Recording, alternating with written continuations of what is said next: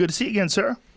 Good to be here. Thank you. Thanks for coming back, man. I really appreciate it. This is a perfect time to talk to someone like you about our food. We're in a very strange crisis now, and you just keep hearing time and time again in the news how much ranchers and farmers and people are really suffering right now, and how much folks who don't have anything to do with that are now they're being forced to understand the importance of the food supply chain and ranchers and farmers and all the stuff that we've taken for granted for quite a long time now. Well, they sure have. And what's interesting about it is the juxtaposition between I'll just call it the industrial, the more, a commercial industrial food sector versus the sector that I'm in, which is a local centric, direct sale branded product, directly from the farm. The pandemic is the best marketing strategy we've ever seen. We're having the best season we've ever had, and the same thing was with farmers around the country. As I talk to them, everyone that's like us that did not go into the supermarket system, basically, that's selling in their community and in their regionally, directly off the farm, having the best year we've ever had. It's the industrial mega system that's cracking. And so for the first time, we're hearing talk of, well, maybe we need to add resiliency to efficiency. And so the system that's cracking, there's plenty of food. I mean, there's plenty of food on farms being produced. But of course, as you know, milk is being dumped, pigs are being euthanized. The problem is not at the farm level. The problem is in the chain of custody between the farmer and the consumer, and primarily in the large scale processing situation. Yeah, these large meat processing places, they've been hit hard by the coronavirus. They have been. I mean, if you think about it right now, Joe, probably in the United States, the only places right now where every day thousands of people come together in crowded conditions are these big meat processing plants. I mean, the offices are closed, the theaters are closed, the convention centers are closed. And so the only place where people are coming shoulder to shoulder, thousands every day, are in these mega processing facilities. Teresa and I, my wife, actually co-own a very small abattoir, slaughterhouse, community slaughterhouse. We have 20 employees. And the difference in the vulnerability, in the exposure and risk factor between our little 20-person facility where we do, maybe 50 to 70 beeves a week, 100 hogs, versus these mega plants that have, When you say beeves? Beeves, what beef. is that? Beef. Beefs. Yeah.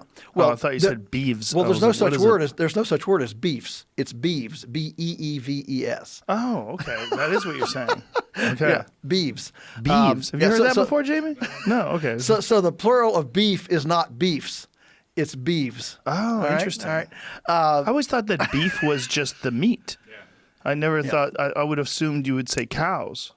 Well, as a farmer, cows are females who have had calves. Right. So it's a very, as opposed to steers who would be or bulls, which would be intact males, steers, non-intact. So as a farmer, all this nomenclature is real, Yes. it's normal for you. It's real, like a theologian teases out, Presbyterians and Methodists, and we just say, well, they're Protestants.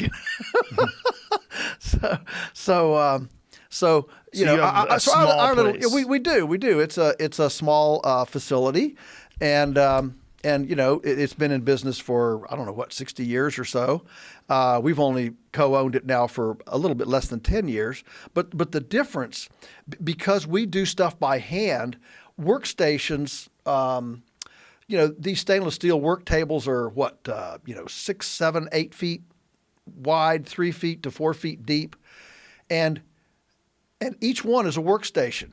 And you've got 3 guys out on the kill floor. You got 2 guys out in the the cryovac room. You've got 4 guys in the boning room. You got a guy over here running the sausage stuffer or the grinder. it's inherently small scale, spread out, completely different environment than when you're having 3,000 people in a cool, damp environment. And I don't want to get into a rabbit trail discussion, but frankly, in these great big plants, most of the workers are generally not Americans. They're coming from other countries looking for the American dream, and so they're living in crowded conditions because they're trying to save every penny to send home to get uncle and aunt and other family members here from Ethiopia, Somalia, wherever it is, and so they're living in a house that we would live 4 in a house. They're living 20, and they're eating poorly. They're in a stressful. They're often separated from their family. There's just a lot of stress in their lives, and so then you throw these big processing facilities. They're not eating well, and it's just an incubator. I mean, if you wanted to create an incubator for a virus, there wouldn't be a better place. Whereas small facilities are inherently, the workers are spread out. They tend to come from the community. They tend to be career craft people rather than just make this cut, Mac. The average poultry processing plant in our area, they say that every job can be learned in 20 minutes. So whereas at our plant, we cross do. We cut meat a while, and then we go pack a while, and you're on the cut floor, and then you're doing different things. So it's a real different environment, and so these big plants are very vulnerable, and that's why the recalls come from there. The microbials come from there. I mean, an average fast food hamburger has pieces of 600 animals in it. Wow. When you get a hamburger from us, it's one animal, So just the sheer mixing, So for sure, we don't know a lot about this virus. We're learning every day, and you got to kind of take a grain of salt too. But one of the things we're certainly learning is that there's an advantage. That there is a density factor, a people density factor, like an urban, rural, spreading out. The whole social distancing, spreading out thing seems to be a valuable thing. And so, if we take that into the food system, wouldn't it be an amazing thing if instead of having 150 to 200 mega processing facilities doing 98% of the nation's meat, if instead that were 200,000 small-scale, community-based, ecologically nested facilities, all around the countryside, that would be an incredibly resilient system. Well, it sounds like a much better system. Like as you were talking before about your relationship with your customers, it's a direct to farm. I mean, that's really ideal, right? Cut out the middle person. You cut out the confusion of whether or not the animals are ethically raised or ethically slaughtered. Like, what are the conditions they're living under? I mean, your polyface farms, right? Still, that whole video that you have that I've seen that explains the way you do regenerative farming, and you let these animals live the way these animals are supposed to live. They're not confined to cages. They're roaming around. They're eating natural foods, and you get a better product, you get a healthier product, and you get a better relationship with both the animals and the people that you sell this food to. Well, sure. And ultimately, what we're looking for is a habitat that allows, each life form, whether it's a plant or an animal, to fully express. We call it, expressing the pigness of the pig or the chickenness of the chicken.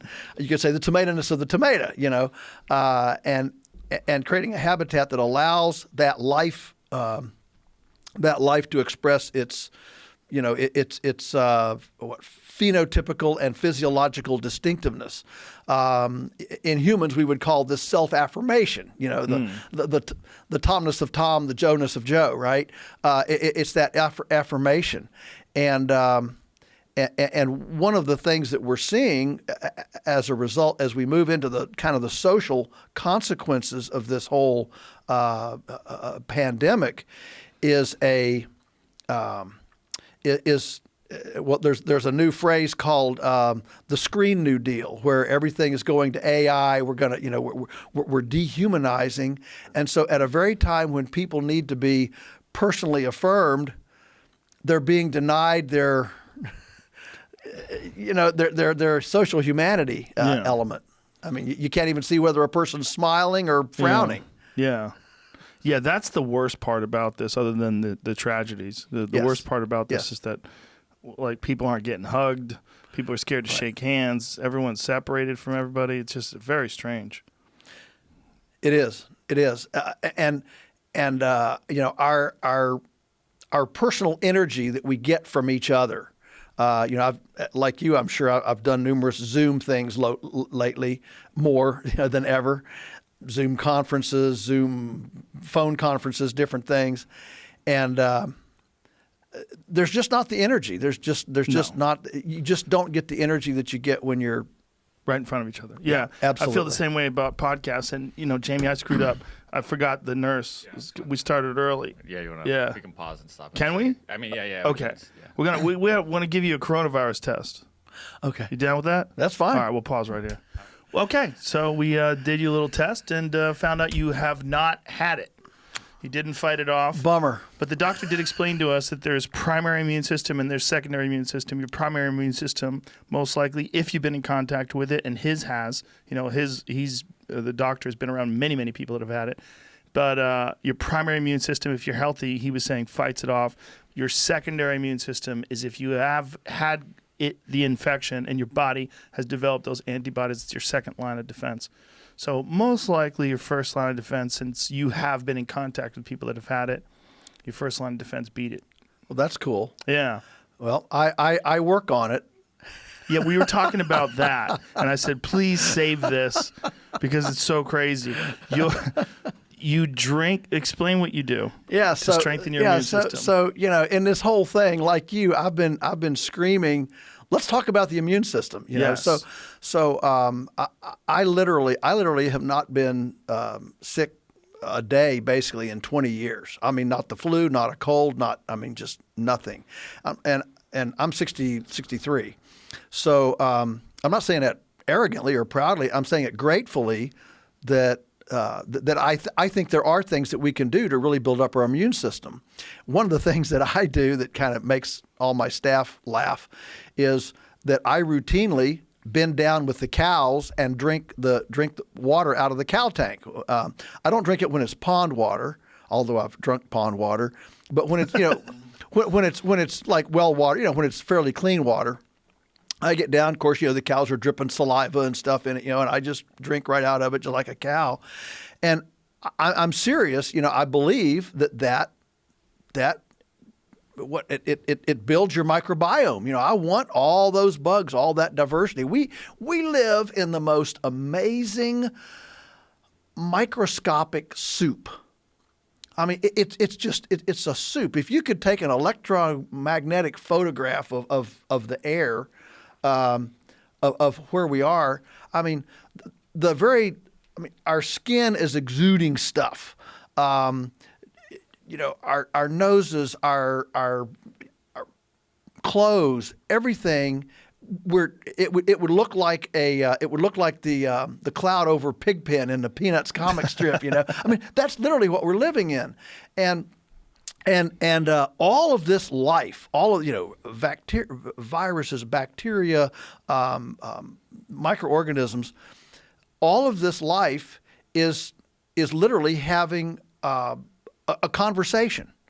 Hey, I'd like to hook onto you in a symbiotic relationship. Hey, man, I'm a parasite. I'm gonna take you down. It's like a drama. It's like a play that's going on inside of us, outside of us, and the thought that we can somehow, isolate ourselves and extract ourselves from this magnificent life conversation that's going on in us, on our skin, our clothes, our hair, our eyes, is just silly, and it's part of how our immune system works. Right. Our immune system actually, I need your bugs my immune system needs your bugs, your immune system needs my bugs. And so now, does that mean we all run into the nursing homes, and take vulnerable? No. There are certainly people that are very vulnerable, so we want to be careful there. All right, I get that. But for the rest of us that are generally healthy, going about our daily stuff, goodness, worry affects your cortisol limits almost more than anything. Worry. I got on a plane yesterday to come out here, and thanks for the nice business class ticket, by the way. You're welcome. And the lady sitting in front of me, so we're in business class. I'm sitting, so there's an aisle, and there's 2 seats on either side. And so I sit down. There's nobody next to me. I'm in next to the window. A lady in front of me is on the aisle, so she's a little bit diagonal from me in front. A guy sits across from her on the aisle, on the opposing aisle, and she asks him to move over to the window. And I'm just watching this play out. Of course, I'm trying to, keep my glasses from fogging up with my mask in my face, and I'm thinking, that she's worried, she's fearful. What have we done to ourselves as a culture that every single person we come in contact with might be my killer? That's a horrible, and so what does that do to our cortisol? Boom, and suddenly our immune system is compromised because we're living in this fear all the time. I think one of the things that you said, though, when you said most of us that are healthy, I think that's not really true. I think most of us are not healthy. And I think that's one of the things we're finding out from this crisis. Yes. Is that when you talk about protecting vulnerable people, there's a lot of us that are vulnerable. Maybe not you or me, right, but a large number of people that are overweight, that eat poor food, and that don't take care of themselves. Yes. And those people are particularly vulnerable. And so they're right to be afraid, but they're wrong to think that the only way to solve this is to make sure that you stay away from everybody. The way to solve this is to stop eating shit and become a healthy person. It's while you're alive, right, there's always a moment, a chance to be healthier. While you're alive. If you're alive and you're not terribly ill and dying, you could start drinking water, stop drinking soda, stop eating chips, start eating fruits and vegetables, start eating lean meats, healthy foods, not even lean meats. Eat a good ribeye steak. Pastured meats. Yeah. Pastured meats. Eat food. But, yeah, you're right. Well, whenever I watch a newscast and watch the daily coronavirus briefing from the White House, right? And you've got all these experts standing around, and everybody's standing there waiting for this magic vaccine. Right. And of course, the CDC gets $4.6 billion a year selling vaccines. They have 20 patent vaccines. And so really the CDC is a very vested interest in trying to develop a vaccine. There's a lot of money in sickness. There's a lot of money in sickness. And so we didn't get this coronavirus because of a lack of vaccine. We got this coronavirus because something in this beautiful life bath that I described was out of whack. Now, we can start discussing where it possibly came from. I think right now that's conjecture. I think we do know that it came out of Wuhan, but just right, how, we're not sure. But the fact is that there was an imbalance in life. And just like in our lifetime, Joe, we've learned to say words that when I was a child, did you ever hear the term, Salmonella, E. coli, Campylobacter, bovine spongiform encephalopathy, food allergy even? How many kids in elementary school did you know that had food allergies? None. Yeah. Nobody. You have a birthday party. Mom isn't having to email. We didn't even have email back then, but mom isn't calling all the other mothers saying, "Well, now what can your child eat, and what can your little Mary have?" And we better not have any peanuts. And that didn't exist. And what's happened? The way I look at this is that humanity, that we, as collective humanity, we've essentially taken this beautiful, benevolent earth, this benevolent sustainer, partner, mentor, abundant provider, and taken this partner to the boxing ring. And instead of caressing this abundant, wonderful partner provider, we've pummeled it and pummeled it. We've pulled the water out of its aquifers. We've destroyed its soil. We've put a dead zone the size of the Rhode Island in the Gulf of Mexico. We've used antibiotics in animals and made MRSA and C. diff and superbugs and so nature has been gently begging for relief as we've essentially, put our foot on her neck, right? And she's saying, E. coli, salmonella, bovine spongiform encephalopathy, right? And including diabetes and all these other things, and we simply don't listen and continue to pummel, and eventually, when our benevolent nest, is KO'd, we find out, oops, maybe we should have paid attention. Yeah, and I think a real parallel is when you were talking about these large-scale meat processing plants are a perfect sort of petri dish for viruses to grow. So are factory farms. So are these farms where you're stuffing pigs next to each other. You're doing all this unnatural stuff, right? It's unnatural for people to be stuffed into a warehouse right next to each other, shoulder to shoulder, working all day. It's unnatural for them to be stuffed into these homes, shoulder to shoulder, with bad food and all the things that you would need to keep your body healthy and strong. The same can be said about these factory farm situations. One thing that I find so attractive about the way you run your farm is that there's no weirdness in watching these animals during the day. They seem like animals just doing normal stuff. If you see a chicken wandering around just pecking at the grass, looks normal. See a chicken in a cage getting fed out of a little cup or something, it looks all kinds of fucked up, right? It doesn't feel right. No, right? That's why we have the phrase respecting the pigness of the pig and the chickenness of the chicken. And we know that these diseases are all coming from these places. I mean, there's a ton of agricultural diseases, that are based from these factory farm situations where these animals live in these really horrific conditions, and then the bacteria jump and look. I mean, look. If you ate in your toilet would you like to eat your toilet every day? Right. Exactly. That's how they eat. They're breathing in their fecal particulate matter, which is putting lesions in their tender respiratory membranes, making lesions there. And so when you have those kinds of conditions, and they're not getting exercise, they're not getting fresh air, and so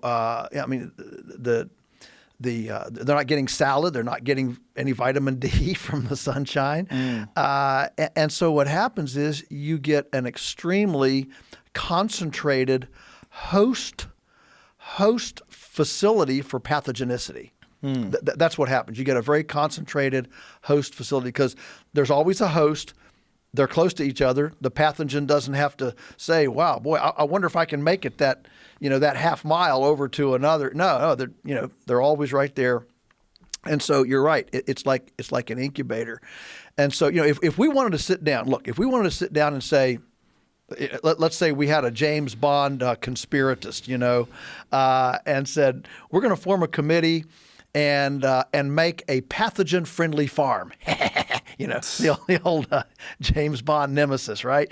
And so we form a committee and say, how can we make a pathogen-friendly farm? Well, we would have only one species. We'd crowd it up. We'd take out the oxygen, the fresh air, the sunshine. We'd give it a minimalistic diet. What I've just described is modern, efficient industrial factory farming. You couldn't design a better system for conductivity of pathogenicity. Now, here's the big question. Is it possible to feed all of Los Angeles using your methods? Can you feed big urban areas using these regenerative methods? Sure, absolutely. So two things to realize is the bottleneck in the food system right now. The reason the supermarket is low on meat is not because there aren't animals in the field. It's because of the processing is it's not the trucking, it's not the production, it's not even the store shelf. It's the processing. So it's the processing that's the bottleneck. And so my vision is that so we get to two questions. First of all, let's deal with the production. With the production, absolutely. If we spread out the production, if we did, for example, if we took all the confinement chicken houses and put those chickens on pasture, no problem. Okay, it doesn't take any more land to grow the feed for a chicken on pasture than it does in a confinement house. Don't you get a lot more loss though due to raptors and things along those lines? No, coyotes? No. We put them in little protected shelters. Then we move them every day across the pasture. Well, yeah, you can get losses from raptors, but we use guard geese. There are guard dogs, guard llamas. There's all sorts of guard animals. There's really cool, and there's a lot of research being done to jam the radar of eagles and stuff. There, really? Oh yeah. They jammed the radar. I didn't even know they had radar. Well, that's figurative. Right. What are they using when an eagle? It's just not just their vision's insanely good, right? Yeah. Eagles in particular. It really is. It really is. And so, for example, I know one guy that's it's not ready to sell yet, but he claims to have had great success putting reflective Coke can bottoms on like a traffic cone, hanging it out with his chickens, and that splays the sun rays all out and messes up the eyesight of the eagles and the hawks. They can't zero in. Really? Yeah. In fact, this was exactly one of the defensive measures the U.S. Navy used and still uses for incoming missiles. That they have a cannon that blows out pieces of aluminum foil, basically, and it like a graffiti, aluminum foil graffiti out in the air, and it jams the honing devices of a missile. The Hawks are the same way. What I'm getting at is that we don't lose very much. We protect them greatly. There are a lot of things that you can do to mitigate that kind of pressure. But the fact is, the industry loses tons of birds too, in a flood, in a heat wave, in a whatever, and so the idea that these birds in this big confinement house are actually protected from malady is simply not true. And they're going to be much more of them are going to get sick. And, sure. They might have losses in that way. Sure. So can we produce the food this way? Absolutely. Now, one of the things that it would require is many more people on farms. So, I've thought a lot about, obviously, as unemployment has skyrocketed through this. Right now, sitting here, it's hard for us to imagine what it'll take to bring, to fill football stadiums again, to fill Caribbean cruises, to fill theaters, music venues, whatever, boxing matches. I mean, right now, it's hard to conceive what it'll take. People are so terrified. It's hard to appreciate how much of this is going to come back, the hospitality industry and all that. So what's going to happen? So where are the jobs? What are people going to do? And I would suggest that one of the things that people can do is that we can have a lot of these smaller plants, and we have way more people actually growing food, participating in food production personally. Is food going to be more expensive? Maybe so, but you get to be healthy. And we have a healthy planet, and what's that worth? And how much more do you think it would cost If you just give a rough percentage, if you're thinking about food production right now, with the current situation, there's a lot of automation, right? A lot of these factory farms, they don't require too many people to be working there. Sure.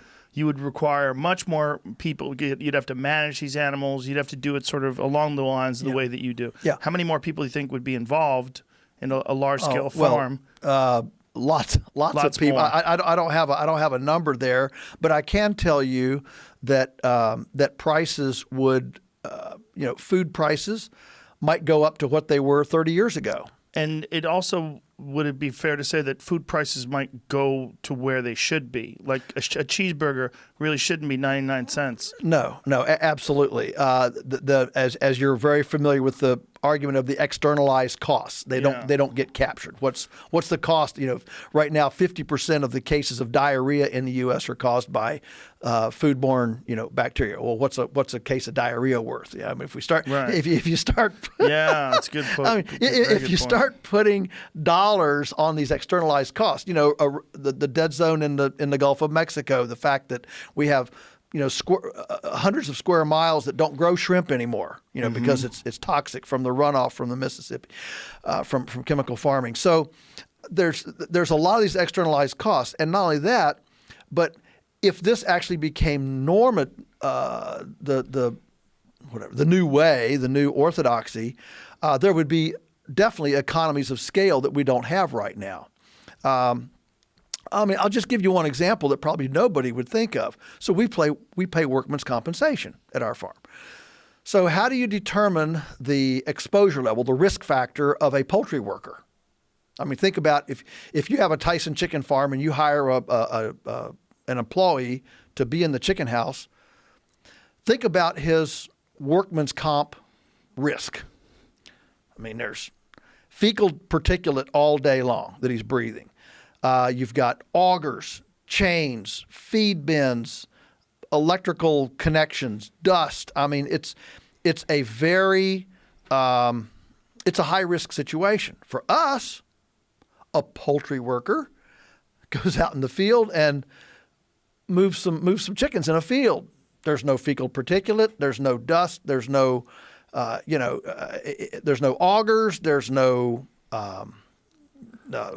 spinning fans, vent shafts, there's none of this. And so part of the cost, the reason that our chicken is more expensive than what's in the store is not only externalized cost, but it is unrecognized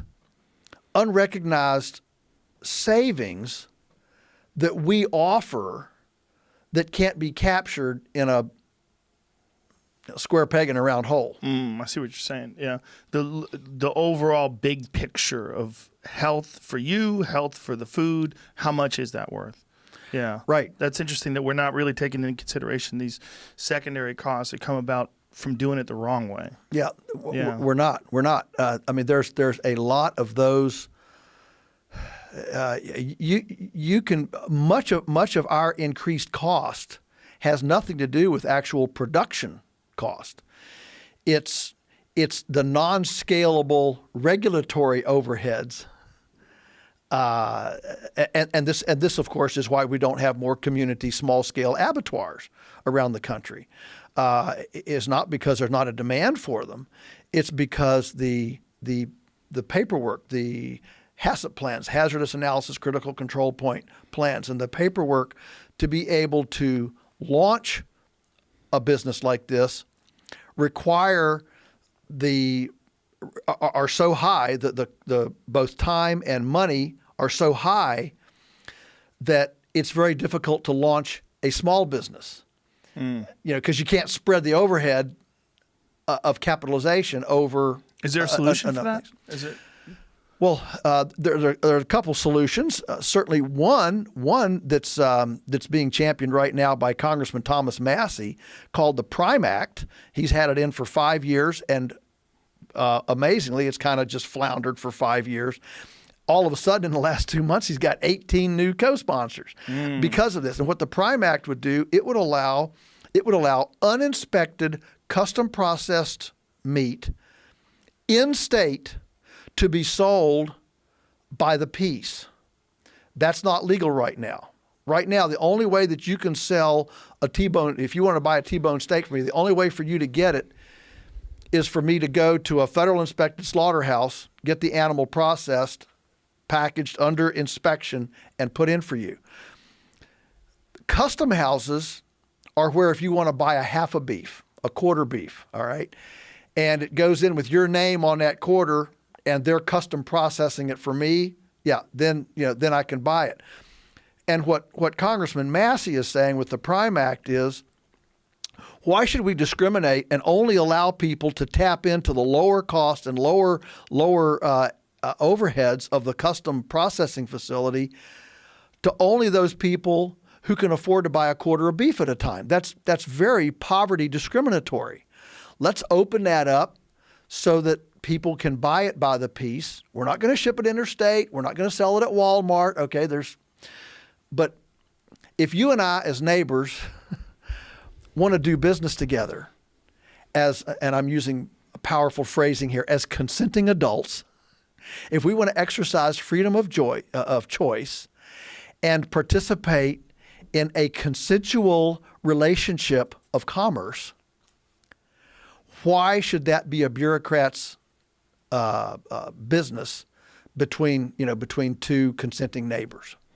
Right. So what you're saying is but is the regulatory process in place to make sure that people are using the proper sanitation methods, making sure that the animals are healthy, making sure that all these things are in place so that unscrupulous characters don't take advantage of the system and then screw over the consumer, and then the consumer gets sick? Like, this is like best case scenario for the regulation, right? That's there to protect us. Well, that's the assumption, yes. Mm-hmm. And I would simply ask that at some point, when you have a very close, transparent relationship, one-on-one, you don't have truckers and warehouses and big slaughterhouses and supermarkets, blah blah blah, in between us. There is a lot of protection in that relational transaction that beats all the paperwork you can amass on the industrial scale. We recognize scale in a lot of things in life. For example, in Virginia, where I'm from, if you want to do daycare, let's say you want to do a work at home deal, you want to do a side gig and keep children, you can keep up to 3 in your home without subjecting yourself to the licensing and compliance of daycare regulations, because they know if all you're going to do is keep 3 in your homes, those parents, you're going to have a close relationship with them. This is not a daycare center. All right. All right. The same thing is true with elder care. My wife's grandmother spent her last year in a lady's home who is allowed to keep 3 people as elder care. She was an RN. She wanted to not have to go to the hospital every day and started a side gig in her home. She cooked for them. She took care of them, 3 of them in her home. Does this vary state by state? It does vary state by state. I'm just giving you an example of where it's reasonable to appreciate that a different relationship at scale can create its own safety in that particular thing. Can you keep 100 in your home without a license? No. But 3, if you're only going to keep 3, you're probably going to see them. You're probably going to have a direct relationship with each of their caregivers, their people that are signing off for them. It's a different relationship. And so all I would say is that from the safety issue, that there needs to be someplace, a point at which we can opt to do business with each other without a bureaucrat involved. May I ask you this? If you wanted to slaughter a cow and then you wanted to give some of the meat away to your neighbor, would you have to bring it to some sort of a facility? Perfectly legal. Okay. Perfectly legal. So this is not if this were all about safety, right, you wouldn't be able to do that. So the important thing to realize is that the prohibition here is not on the. In fact, our neighbor can even buy it legally. Oh, really? I just can't sell it. So the prohibition is only on one. If you can't sell it, how are they going to buy it? Black market. So if I did this under the radar, okay, so I butcher a chicken in my backyard and the neighbor comes over and buys it from me, okay, It's legal for him. it's legal for him to buy it. It's not legal for you me to sell it. But everything else in society that we've determined as a controlled substance, a hazardous substance, the prohibition is both on seller and buyer. Right. And I don't want to go down that rabbit hole either of I'm a pretty libertarian, drug, let it all go. But without regard to that, the prohibitions are equal on even possession. If you want to have a ton of cocaine in your house, even if you just want it over there in the corner on a pallet, yeah, I've got a ton of cocaine here. What's wrong with that? You can't have that. Right, all right. Right. But when it comes to food products, the prohibitions are only on one side, and they don't include if you give it away. So if it was really dangerous, you shouldn't be able to buy it, you shouldn't be able to possess it, and you shouldn't be able to give it away. I see what you're saying, kinda, but the difference is, first of all, cocaine is illegal, beef's not illegal, and second of all, it's like the idea is you're trying to protect the consumer. Right. And I think that they have exceptions for these small situations where you're the farmer and maybe this guy's growing tomatoes and you trade him some filet mignon for some tomatoes and you have a good deal there. That makes sense that I think it's more reasonable that they step back and let that happen. But it is odd that they can buy unregulated beef, but you can't sell unregulated beef. So it's like, how'd you get that beef? I bought it. Is it regulated? No. All right. They don't even go, who's the criminal selling you this beef? Yeah, that's very strange. Yeah. But so the farmer's the one that's liable. The buyer is the customer is not. But the same thing is true. I mean, the important. Let's appreciate too. For example, wildlife. I mean, right now you can go out and during hunting season, and you can shoot a deer, and you don't have to worry about temperature. You don't have to worry about any inspections, nothing. Or a wild pig, right? A squirrel, you can bring that home and there's no inspection, nothing over that, and you can dress that yourself. I mean, butcher it, package it, whatever. Feed it to your children. You can have a block party, invite all your block and have and feed everybody with that food. That's perfectly legal. But to do a chicken or a pig or a cow on your own and sell that, what is it about selling something that suddenly turns it from benign to hazardous? Well, I think it's just protection for the consumer, and I think it's also like it'd be fine if it was a small neighborhood where you knew the farmer and you had a great relationship with him. But they're talking about doing things at scale. When you're talking about selling food to a large city. You can't really just hope the guy did a good job. That's the argument for regulation. The argument for regulation is when things scale up, where you need someone to step in and protect the consumers, because if there is one bad actor who's not taking care of it, he has the potential of sickening thousands of people.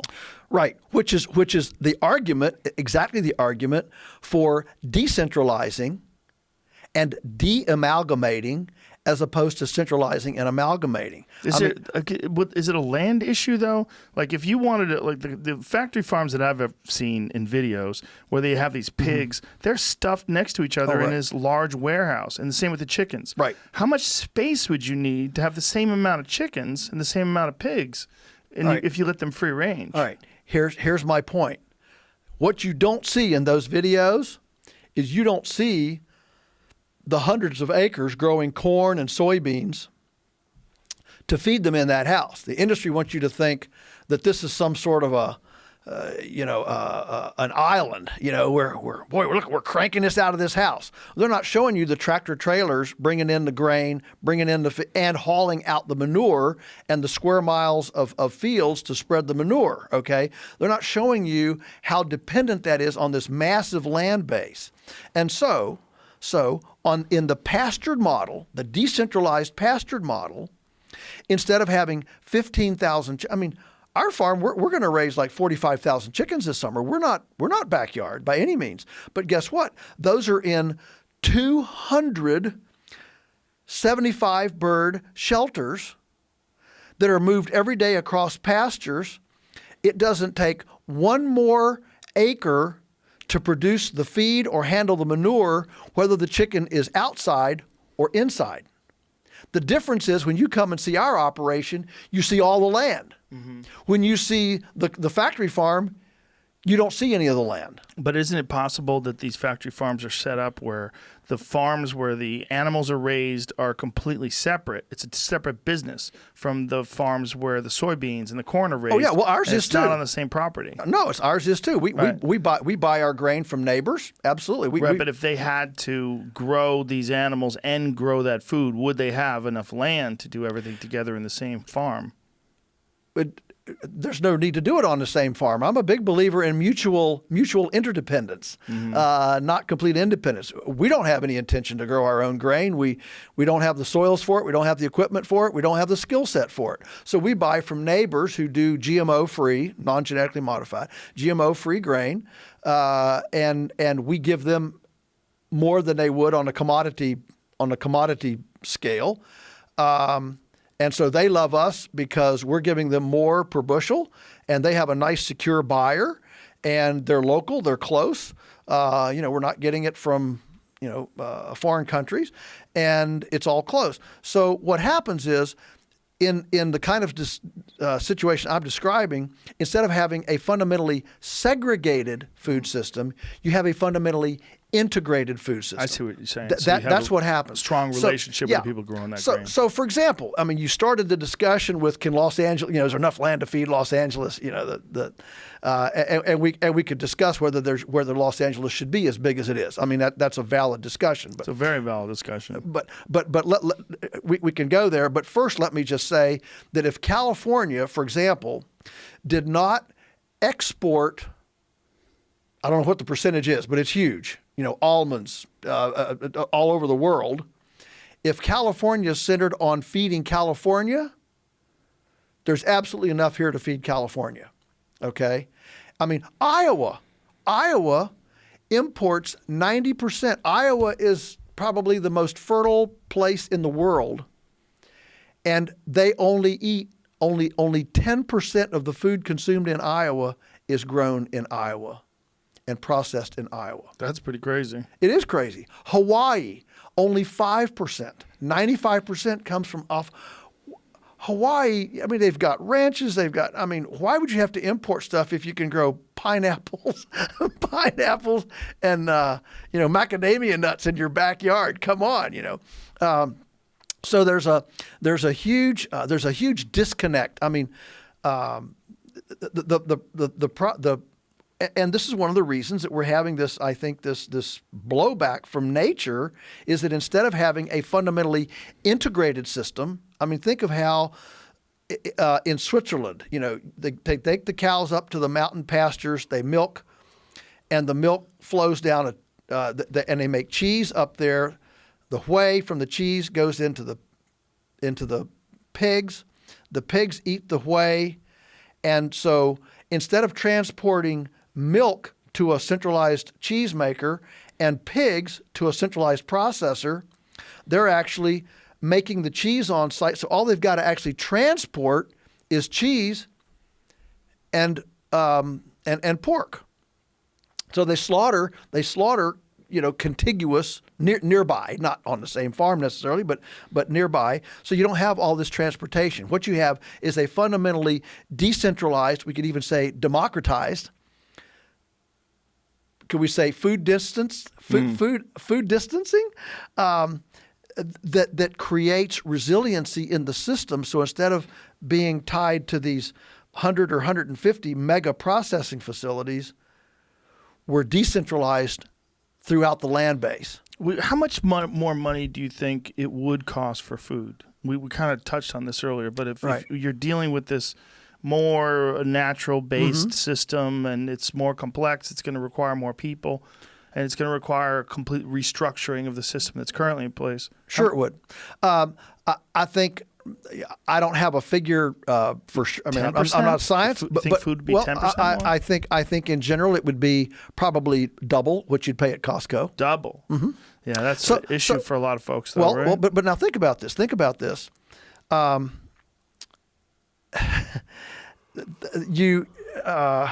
man, where do you start with this? First of all, you're gonna offer a lot of jobs. There are a lot of people that are going to be looking for jobs right now. So this offers a lot of job opportunities. Number two, it's much more healing on the land. Number three, you don't have all the pathogenicity. You don't have to use drugs, antibiotics. I mean, our meat doesn't do drugs. Okay, our dinner doesn't do drugs. People don't realize that 2/3 of the drugs used in the country aren't in people; they're in animals. Okay, so you don't have those issues. There are a lot of issues that you don't have, and those add up in the big picture. So I always tell people our food is the cheapest aggregate food there is. We just put all the costs in. All our costs are in. Okay, and so we're not asking taxpayers, society, the planet. We're not asking them to pick up the tab for cheating. For cutting corners, and that's what Costco is. Yeah, and what's interesting is that 40 years ago, right now today, 9% of the average person's income, 9% is spent on food. That's our average in our country. 40 years ago, it was 18. 40 years ago, 9% of our personal income was spent on health care. Today, that's 18%. Oh, interesting. Isn't that interesting how those have inverted? Yeah, very interesting. Those have inverted in roughly 40 years. Ever since the U.S. call it the U.S. created the food pyramid and put Twinkies and Cocoa Puffs on the bottom as a foundational. And you can track the diabetes, you can track obesity, you can track all of these things right through from that time. That's an interesting way to look at costs, right? Like we're only looking at the cost of the meat. We're not looking at the cost for your health, the cost of health care. Yeah. When you see steak at Costco, it's insanely cheap. It almost doesn't. It's almost obscene. It's like, right. How is a steak that cheap? Like, what are you doing? Like, how is it possible? Yeah. Well, it's there are all sorts of special, fraternal negotiated things to make that happen. And the fact is that you don't have to watch the news very much to know that farm suicide is spiking. There are implications. I mean, the domino effect of dysfunction. There's a reason why rural America has a bigger opioid problem than urban America. The pandemic has been primarily an urban situation, but the opioid crisis has been primarily a rural situation. Why? Because folks feel disaffirmed. I mean, one of the biggest things that this virus has brought out. They say that the crisis never makes a trend. It simply accelerates or brings into focus a trend that was already there. And one of the trends that's been happening in this country now for 20 years is a bifurcation of access between rural and urban to the internet. Like on our farm, we still have hours of the day where we can't get cell phone service, we can't get internet service. Somebody comes to the store and we can't run their credit card because the Wi-Fi is down. It's very, very slow, very problem. We can't do Skype. We barely can do Zoom. When I do Zoom calls, it kicks me off about 3 times every hour. Right now, that sounds like a magic place that you live. Yeah, because that's the thing that people are having a hard time with is digital detoxing. Right, I understand that. Too much of it in their lives. I get that. I get that. But when you're running a business, right, or you're trying to do schoolwork from home, yeah. So what's happening is we're now getting a very accelerated urban rural divide of opportunity because rural we don't have this access. And I'm not asking for big government programs, but I am telling you that this access to broadband internet, especially now as we start working from home, and as we have people there are lots of people, I'm sure you probably know some, that are saying, I'm getting out of the city and I ain't going back. I mean, right now, New York City, all the movie companies in New York, their warehouses are stuck full of people who called them and said, I fled the city from the coronavirus. I want you to clean out my apartment, put it in a warehouse, and I'll tell you where to send it when I get myself situated. Mm-hmm. I mean, that's a phenomenon that's already happening. Well, where are those people going to go? I mean, ideally, we would actually spread out and create a more, spread out population on the landscape. Well, people are realizing the hazards of living on top of each other like that, not just because of virus and the things spread like wildfire through the population, but also when you have to get out. If something goes down and you got to get out of there and you realize, like, I don't even have a car. Right. Like, I can't, what am I going to do? Carry my bed on my back? Like, what are you going to do? Yeah. And people realize, like, hey, maybe this isn't the best idea to live like this. And then when they look at the prospects of New York City going back to normal, like what it was 5 months ago, boy, that's a long road. You might be 2 years from now before it's like that again. Right. That's right. It might not happen at all. This is the other thing. I was watching this documentary on the construction of viruses, this piece, and they were talking about when they give an 18-month window for creating a vaccine for this virus. They're like, but maybe not.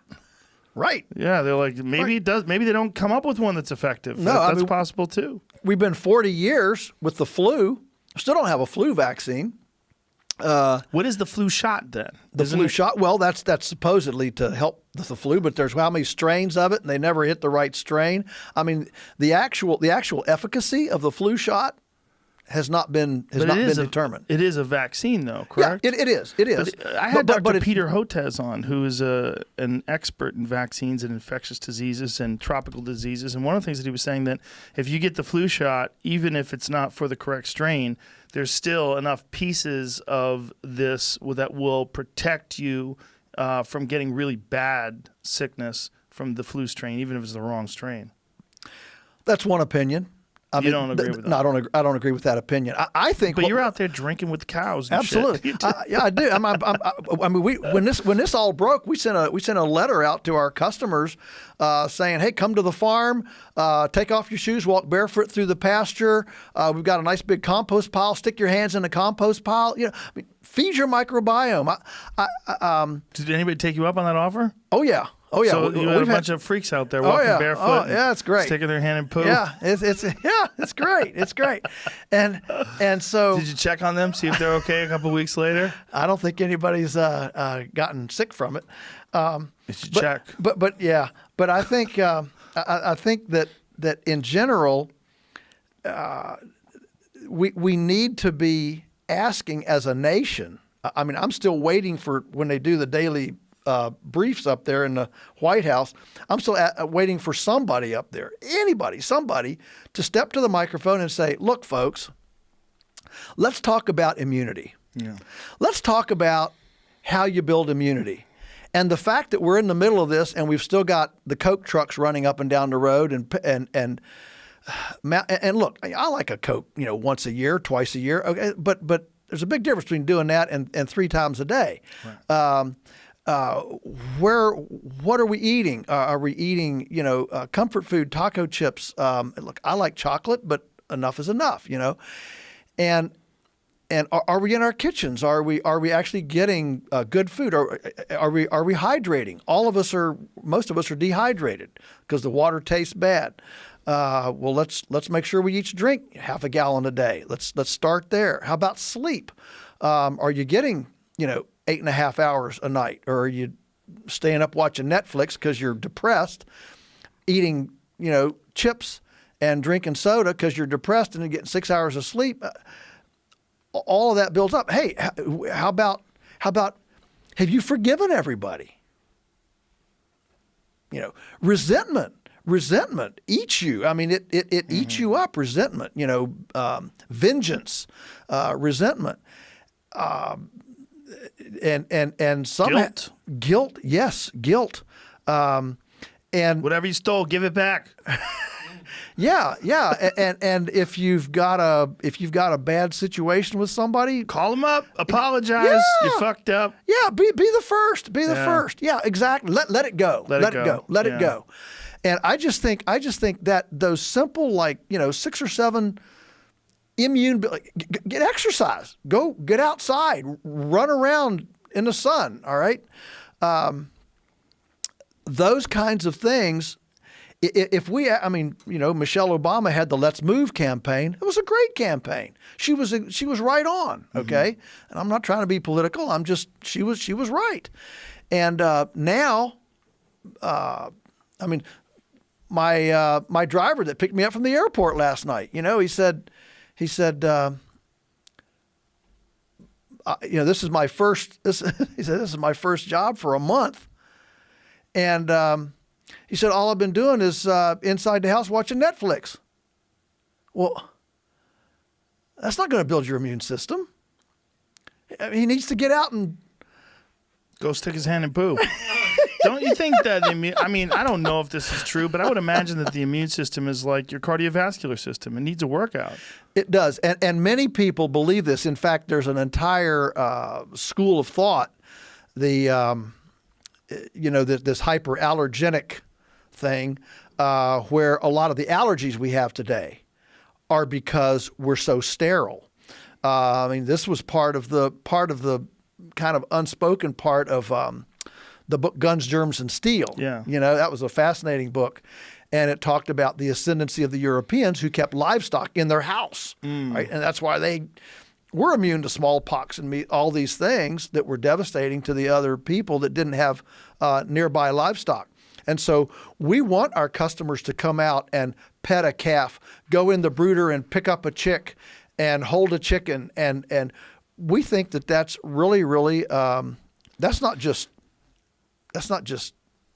whatever, nostalgic. I would be interested to see what's going to happen when people do go back to normal life with these compromised immune systems from being inside all the time, whether or not just regular common cold kicks in on a larger scale. Well, there are medical doctors. I can't give you names right now, but I'm like you. I'm sleuthing all this different material, and I can tell you there are numerous medical doctors who are saying that as we come out of this, we're going to see a spate of colds, flu, different things, because we haven't been exercising our immune systems in this soup. And in fact, Governor Cuomo was. It was interesting, his reaction the other day when he got the report, the data now, there's more data is coming out every day. And one of the reports that just came out last week was that in New York, the people who continued working actually had less positives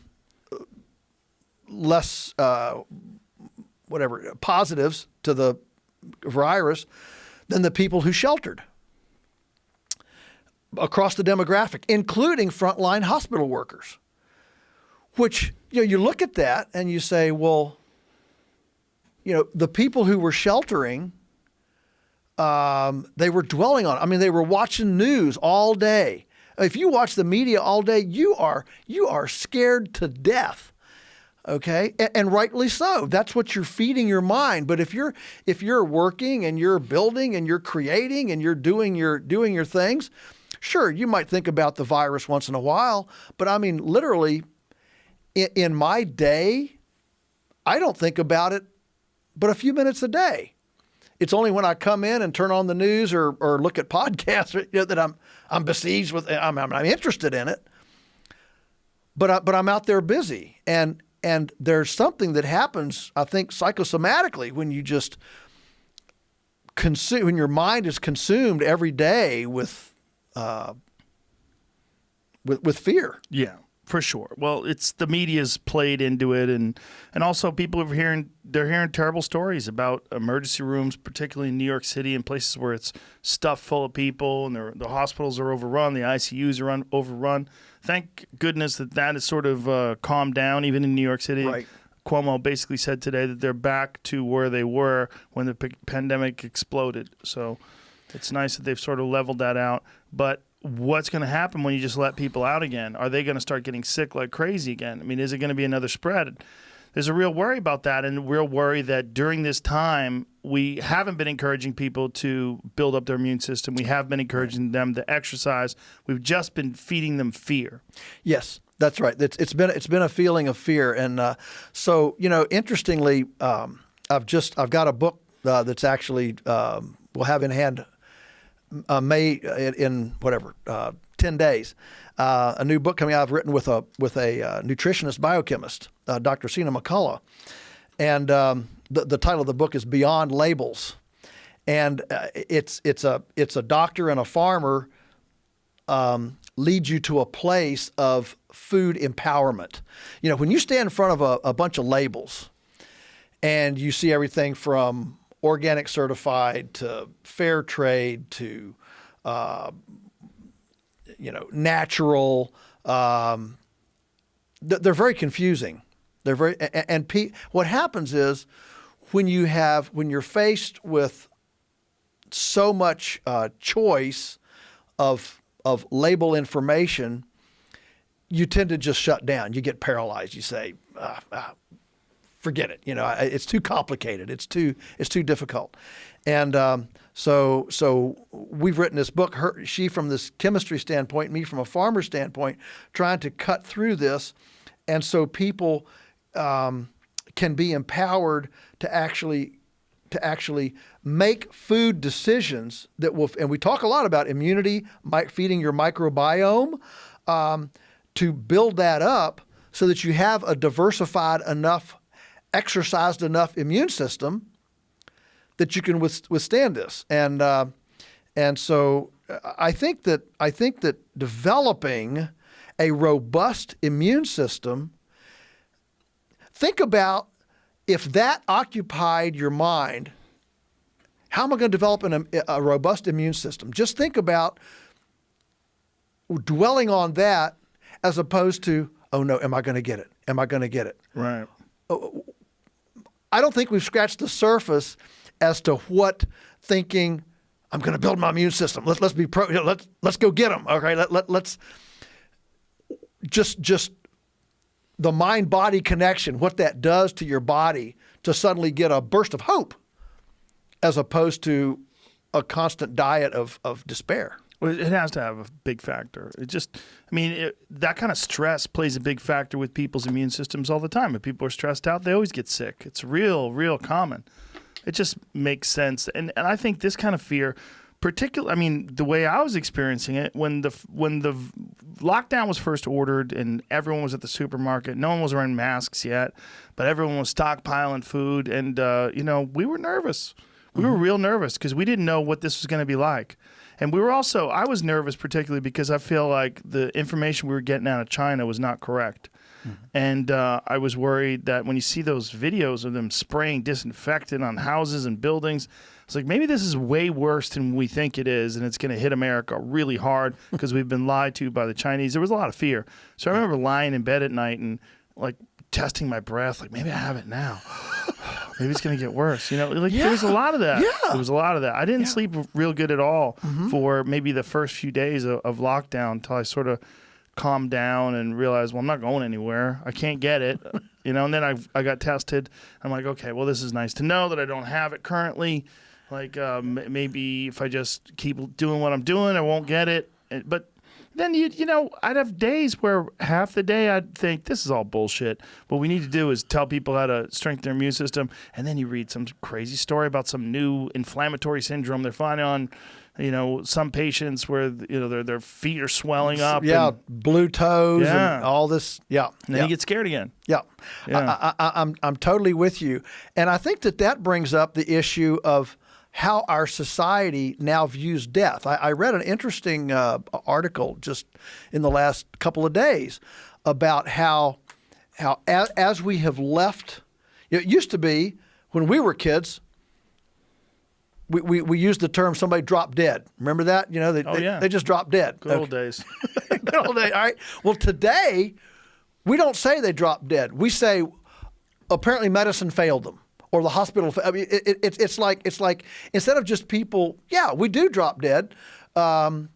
Instead, every death is some sort of a failure of our techno-sophisticated cryogenic, system that's supposed to keep everybody, beautiful and perfect forever. Perfect forever. And the fact is, and I think that's an advantage of on the farm where we are. I mean, we see death every day. I mean, we know that things, and in fact, death makes room. I mean, a compost pile is death and life. I mean, it's you've got microbes eating stuff that was living, and then that makes new life. And of course, my family knows that when I go, they're supposed to put me in a compost pile. Really? Yeah, put me in a compost pile. I mean, is that legal though? Don't they have to cremate you or something stupid? I think they have to at least put me in the ground or something. But that's my joke. I don't even think they're allowed to just put you in the ground. I think they have to pump you up with chemicals first. Oh no. My dad, nothing. Really? Nothing. Nope. In the ground. That was it. Did you have to sign paperwork saying that you didn't kill your dad or anything? Because No. What we did have to get was a special use permit for a family graveyard. Oh. So we've got permission for 10 spots. So in a family we're good graveyard, for a couple generations. You don't have to use formaldehyde. No. But nothing. Everywhere else you do though, correct? You either cremate or use formaldehyde, and I think they use formaldehyde before they cremate. Well, there are now burgeoning around the country. There are natural cemeteries. Really? Yeah, and there are specially permitted cemeteries where there's nothing is used. But the problem with that is they can't exhume anybody, right? They exhume your bones, I guess. Yeah. The bones would stay for a good while. We know the bones last a long time. But my thing is that look, I don't want a bunch of people to die, but the fact is that death is transformative, and I don't want to get all too mystical and spiritual, but whatever your spiritual tradition is, mine happens to be Judeo-Christian ethics, so I think there is an afterlife, but even if there's nothing, even if you say, well, I'm dead and there's no spirit and I'm gone, even so, that makes room for tomorrow's babies. It makes room for new ideas, new things. I mean, you can't have life without the regenerative capacity of death, and the foundation of ecology is life, death, decomposition, regeneration. Life, death. No, regeneration might look like something else. Okay, but that's our digestion. It's compost. It's everything. And when we get sterilized and move away from that, I think we lose the beauty of the transformative capacity of that part of life. Yeah, I think it speaks to what you were talking about earlier, that they look at death as some sort of a failure instead of just a part of the natural cycle. I was reading about one of the, they try to find new ways that the coronavirus looks terrible in articles. And one thing they were saying was it takes between 2 and 10 years off the life expectancy of the average person who gets it. I'm like, okay, well, how did you come to that conclusion? Well, they came to that conclusion because they looked at old people who got it that might have possibly lived, 7, 8 years, 5 years more, and they just started doing these random calculations based on how old people normally die. But then the problem with that is if you look at the overall numbers, the average age that people die from coronavirus is actually older than the average age people die. Which is like, well, what are you saying then? Like, it's taking years off some people's lives, but everything does. If you fall down, it takes years off your life if you're old, right? You die from falling. Should we stop all falling? If you get sick, if you eat too much sugar, yes, Well, that's a big one, right? And that's one that's killing people at almost the same numbers as the coronavirus was at the peak. I remember there was like a graph. The coronavirus has passed heart attacks. Like, but wait a minute. How many goddamn heart attacks are there? Is there something we could do about heart attacks? Forget about that now. This is a pandemic. Yeah. I mean, cigarettes, no one even touched with a 10-foot pole because cigarettes was killing people at 4 and 5 times the rate coronavirus was, and no one was saying anything of it because it's an elective thing. You're allowed to do it. It's a freedom. People enjoy it. You're grown adults here, but stay home. Stay home and wear a mask and don't touch anything and stay home, and you're going to lose your job, but stay home because you're not really a grown adult. You're a grown adult. I'll let you smoke cigarettes at home. How about that? You feel better?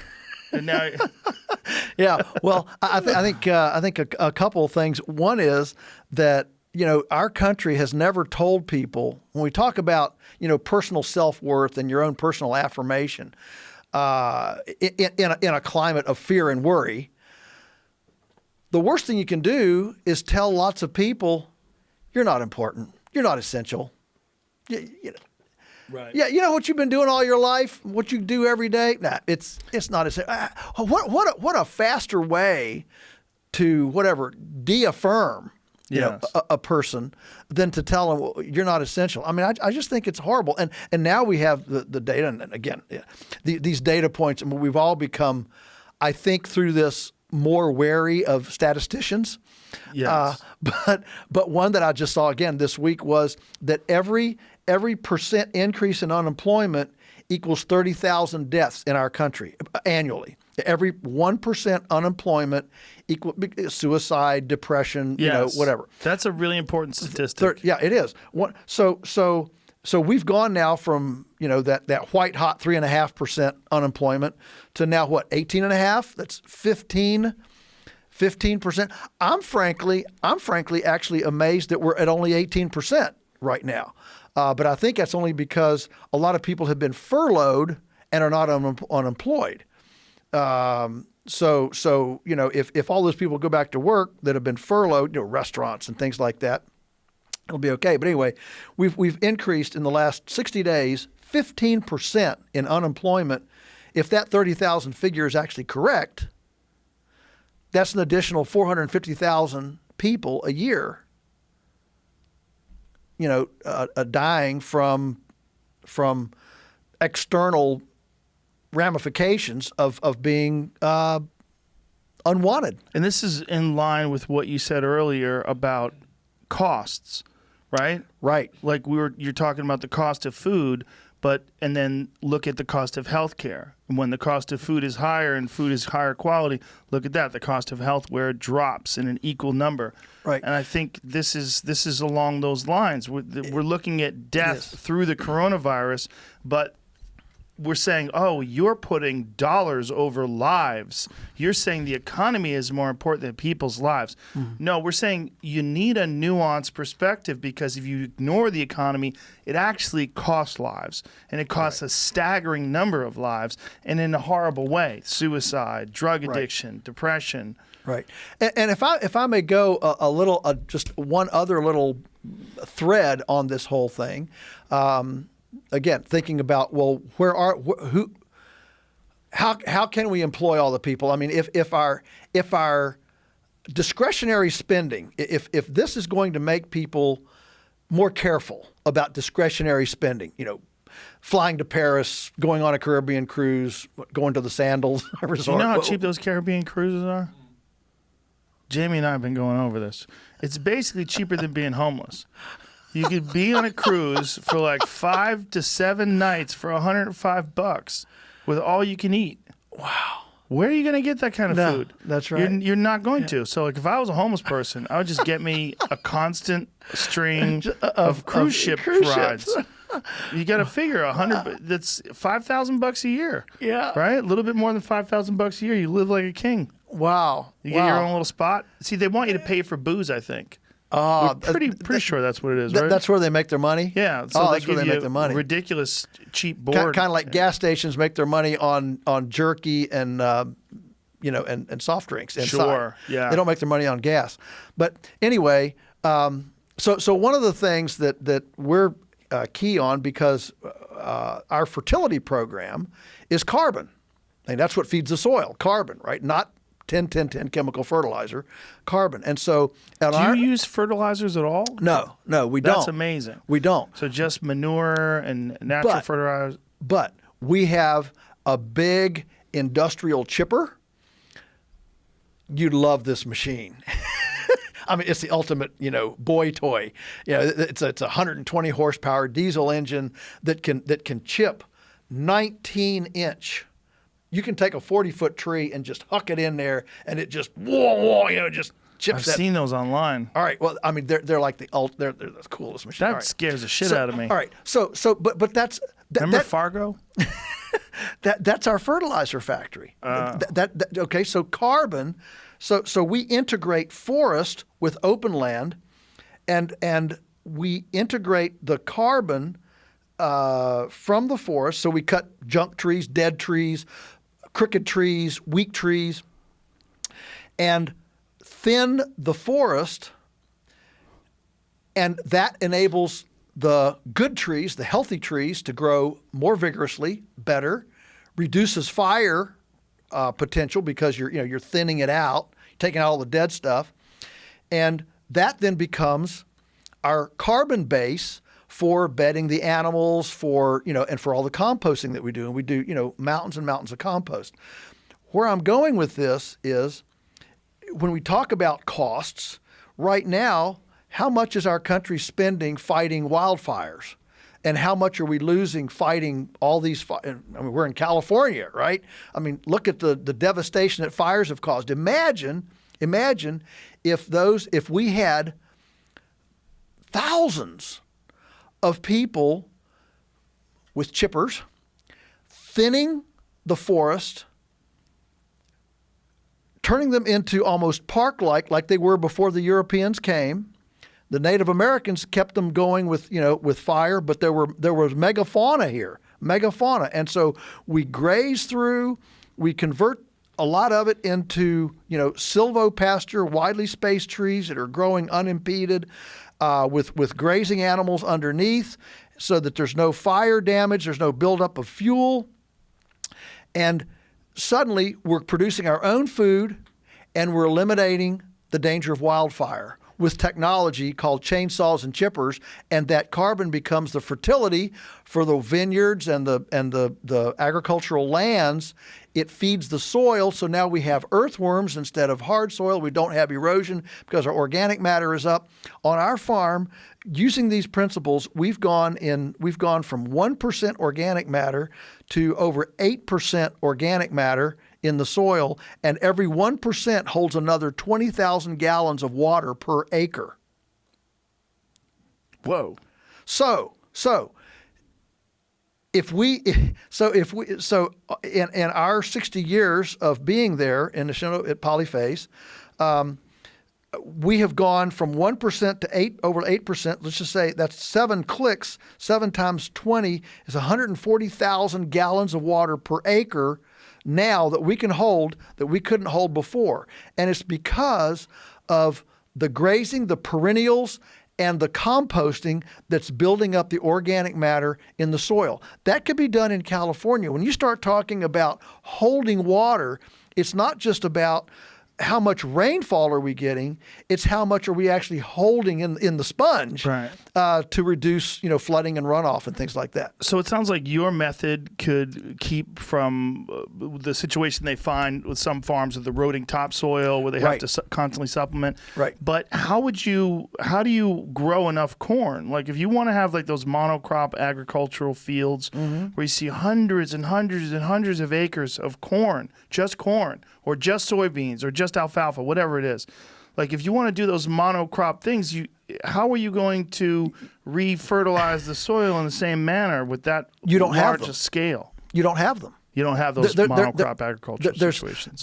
Now corn's an amazing plant. So are soybeans. So all I'm saying is that right now our corn crop in the U.S., what is it? 30% goes to alcohol for fuel.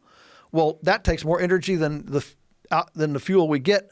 So ethanol, you mean? Ethanol, yeah. Mm-hmm. We don't need that. We don't need, ethanol is a byproduct of what we used to think that we needed ethanol because exactly we thought we were running out of gas. Right. So that's not necessary. Okay. So Thank you, fracking.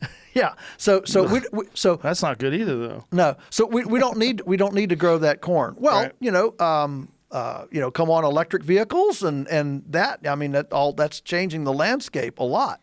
But isn't a lot of it for agriculture? Well, yeah. So then the next is to feed cattle. Mm-hmm. So another huge percentage, like 20%, goes to feed cattle, and then another huge percent goes to hogs and chickens, of course. But one of the problems with the hogs and chickens is that they are not integrated with the food system. So right now, 50%, almost 50%, it's arguable, what statistician, again, figures lie and liars figure, but somewhere between 40 and 50% of human edible food on the planet is never eaten by a human. It spoils, it's thrown away, and 75% of everything that goes into landfills is biodegradable. So when you start matching up the waste, the waste streams and the losses in our food system and our waste streams, what happens is very quickly you start seeing that it's the segregated, it's this single species, single crop, single segregated notion where it's not related, it's not symbiotic, it's not synergistic, that actually creates the problem. A city in Belgium, this was articulated in Pat Foreman's wonderful book. The title is City Chicks, and she's talking about urban chickens. A city in Belgium offered 3 chickens per household to anybody that wanted a chicken. And they had 2,000 families raise their hands and says, yeah, we'll take 3 chickens. So they got 6,000 chickens, distributed them through this city. And in the first month, it dropped 100 tons of food waste to the landfill. What? And so not only did they eliminate the landfill waste, all these people now suddenly had chickens. And Pat's done all the math on this and shows that if 1 in 3 households had enough chickens to eat your kitchen scraps, there would not be an egg industry in the United States. It would be completely non-essential. Really? So that's the power of integration. That's the power of proximate, of actual putting stuff close, So they wouldn't have an egg industry because everyone would be growing their own everybody eggs. Have their own eggs. Wow. Yeah. And the landfill would get way less material. Mm-hmm. And so then the chickens don't need the corn from the cornfields. So the fields can be turned back into prairie to feed herbivores, which now would be cows, not bison. But that's our herbivore of value. And so now you're at perennials instead of annuals, and perennials instead of annuals, perennials put energy in the soil, annuals extract energy from the soil. So now suddenly instead of producing an annual fertilized with petroleum to feed beef for somebody else, instead, you're not growing the corn, you don't need the tractor, you don't need the petroleum, the cows fertilize it themselves, and the perennial builds the soil like it did with the bison, and you have the beef, instead of coming out of a feedlot, it's coming off the prairie like the bison did. And suddenly you're building soil instead of losing soil, and your production doesn't change one iota. It doesn't take any more land to produce the beef with what I've described than what it does with corn. Doesn't take any more land. Okay, so you're essentially saying that they have to convert to not just growing corn. That's right. They're going to have to do a different kind of farming. That's right. Corn is, that kind of monocrop, monospeciated thing is a complete. We started the interview talking about standing on nature on her neck. Yeah. That is a quintessential example of standing on nature's neck. And the reason our farm was so deteriorated when we came to it was because we're in Virginia's Shenandoah Valley, and that was the breadbasket of the Confederacy during the Civil War, if you know your history. And essentially the war was finally won when they burned all the crops in the Shenandoah Valley. And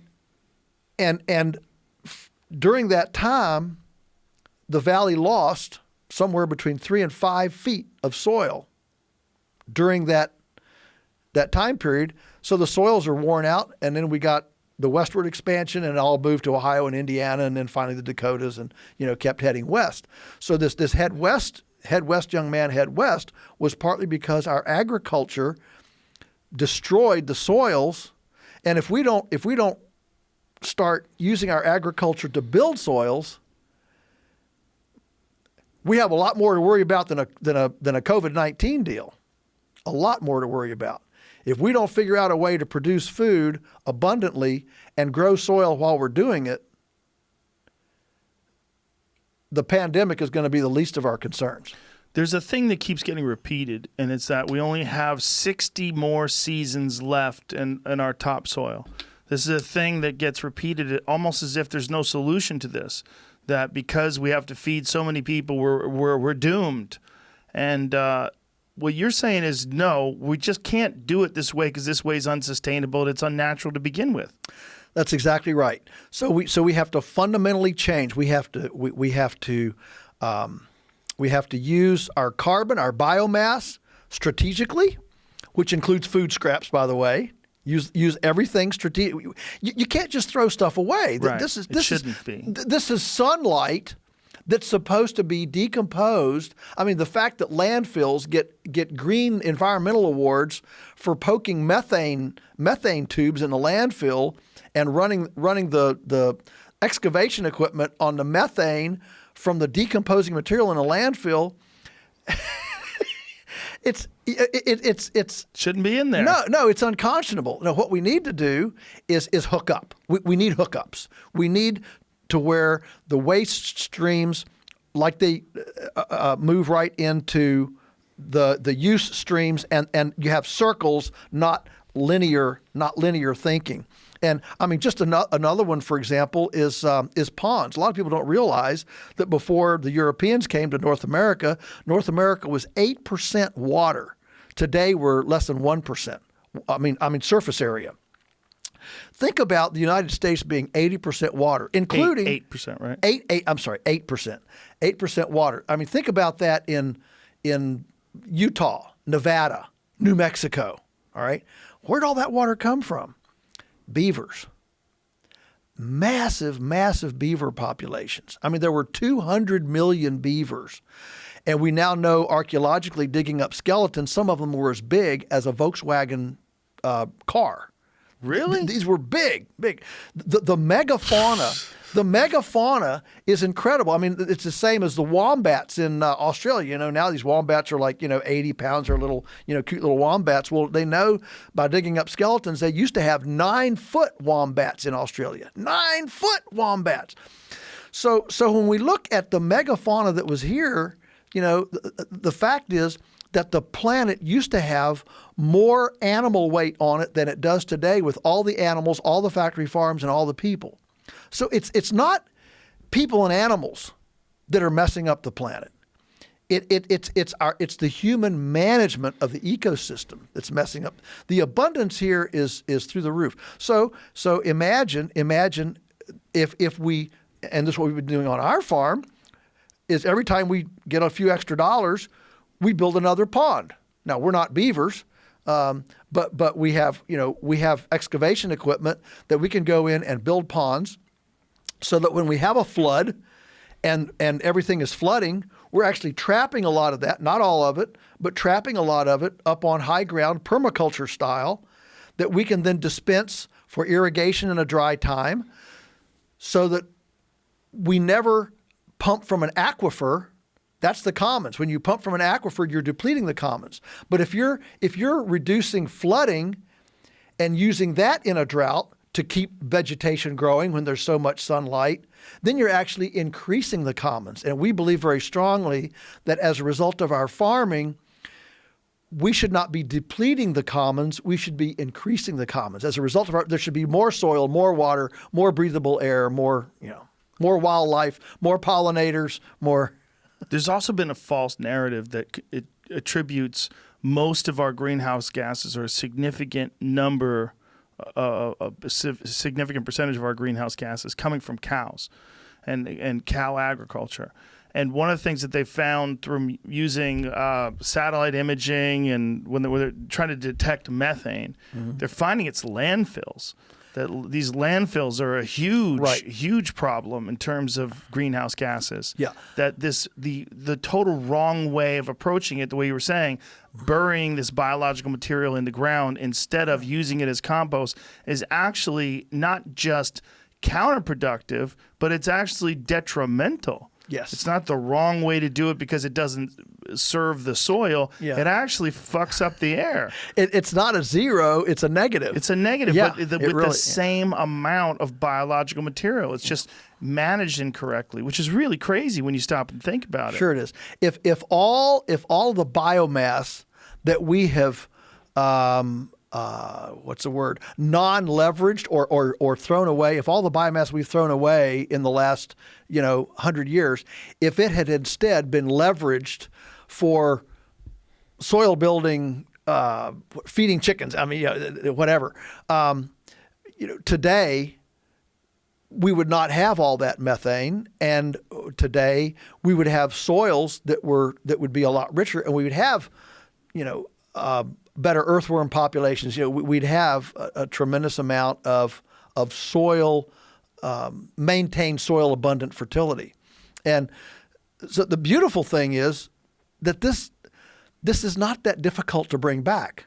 I've been preaching this message, all my life, and it's exciting to now suddenly have people stepping back and realize, wow, we just kind of put a pause button, and there are now dolphins in Venice again. There's, in Shanghai, you can see across the street, Right. Oh, there's blue. How about LA? Yeah, LA. Amazing air pictures. quality. Amazing pictures.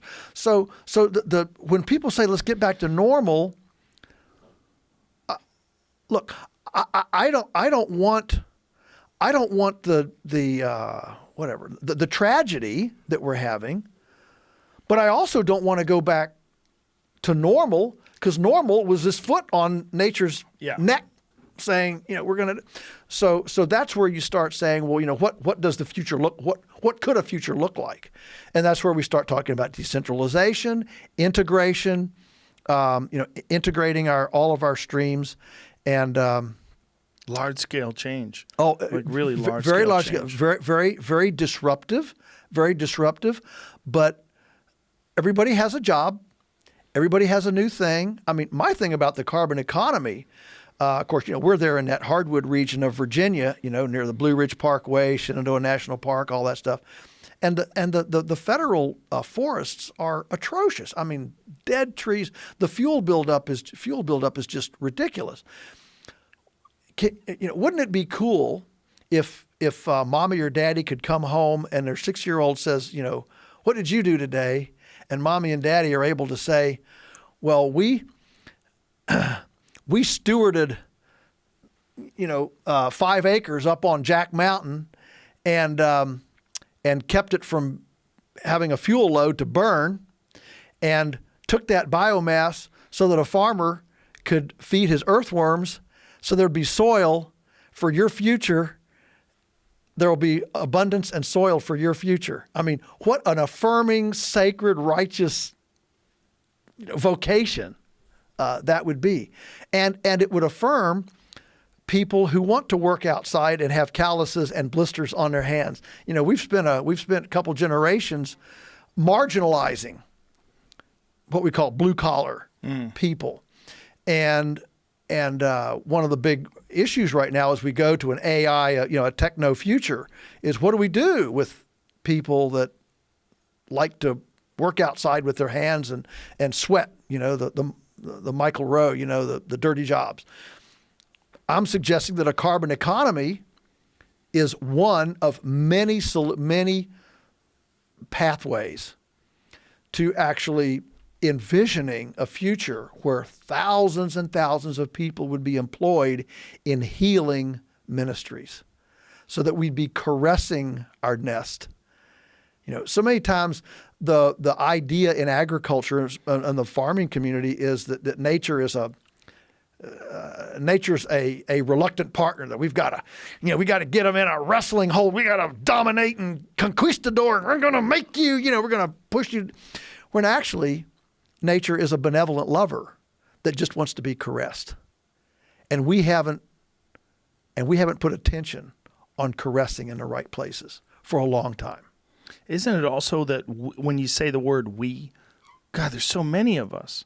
And so many people are already invested in doing these jobs that are actually counterproductive for nature. Right. Like these people that run these monocrop farms for soybeans or what have you. Sure. Like, boy, that's a battleship that's going to be difficult to turn around. It is. But the power, so you say, well, where do you start?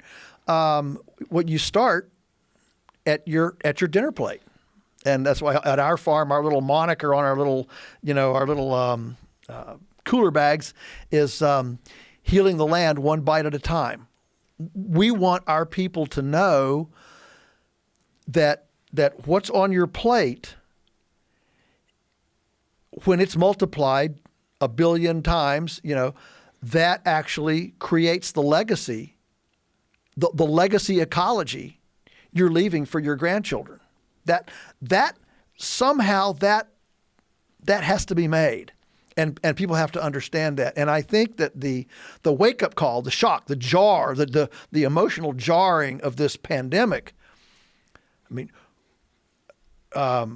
we're seeing for the first time people who never would have darkened our door or asked us for anything, they're asking us. And that's why, Sina and I wrote this book, Beyond Labels. We started this a year ago. We had no idea that it would launch in the middle of this, but we realized, hey, this is a timely thing. And we're having people call me, can I go buy land near you that you'll manage so I have a bunker? When things go wonky.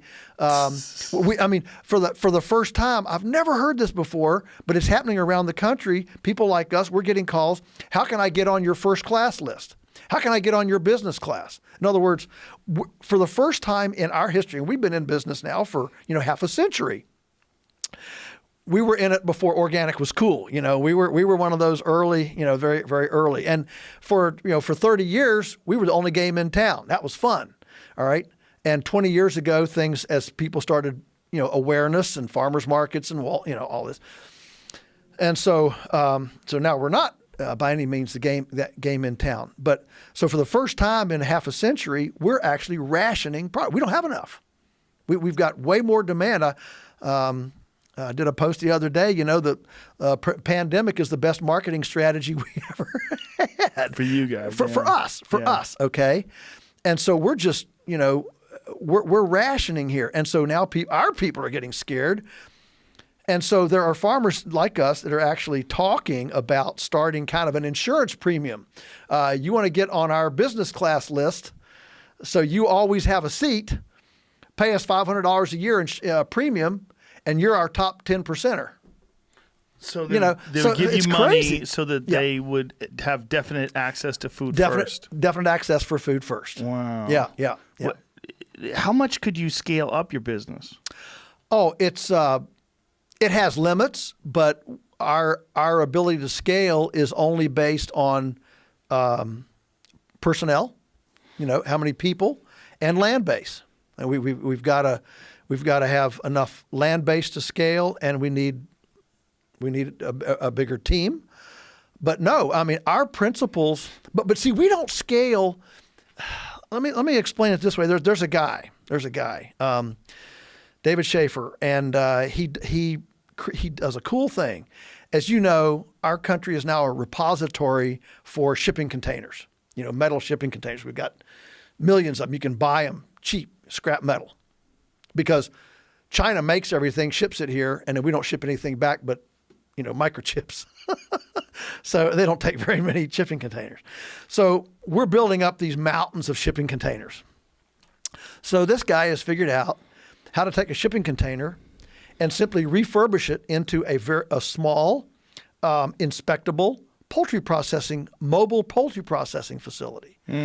So I can call him and for $100,000, he'll customize it to what I want, put a chassis under it, drive it to my place, put it on 4 pillars. It's not even a building, so there's no building permit required.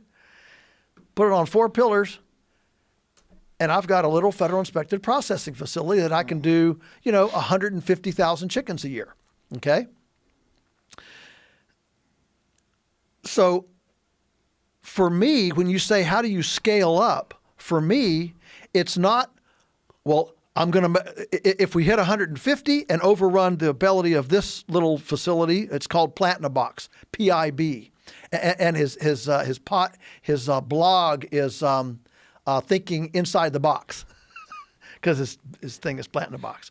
So instead of, if we had sales for over 150,000 chickens, well then you don't expand this and make it bigger. You duplicate it. So your expansion is by duplication, not by concentration and scale on site. Then what happens, there's a sweet spot here. There's a sweet spot. If you don't overrun your ecology, so we're going to set this thing, you set this thing on a farm, so the acreage is enough to handle the processing water, and you compost all the guts on site. Now, you don't have to run a sewage treatment plant. You don't have to truck your guts to a rendering plant. They become fertilizer on site, called this fertigation, and it's a sweet spot that the industry doesn't have. And so there's no reason why we can't produce 1 million chickens, and you just have 8 of these scattered, 5 miles apart, 6 miles apart. And once you get them processed and they're in a bag, you can put them in a tractor trailer and ship them anywhere, okay? That's not the bottleneck. The bottleneck is integrating the processing with the production. That's the bottleneck right now in our fragile system. And so if we can do an integrative approach and have a democratized, decentralized approach, then suddenly we have an ecological, humane, people-friendly, community-friendly, nutrient-friendly system. Has anybody ever come to you and said, hey, our community is kind of screwed up. We don't have a good food source here. Would you help us establish something like this? Yeah, I've been... have you designed these things for folks? Not for a whole community like this. It sounds like that would be a great thing, though. Yeah. I mean, especially now when we're realizing that it's difficult when the food supply chain goes down or something goes wrong and it's difficult to get food to people. Wouldn't it be great to have, I've always said this, that it would be great if you had like the neighborhood had like one large plot of land and everyone in the neighborhood lived off that plot of land. Sure. Instead of like have a little mini Central Park in every neighborhood. Right.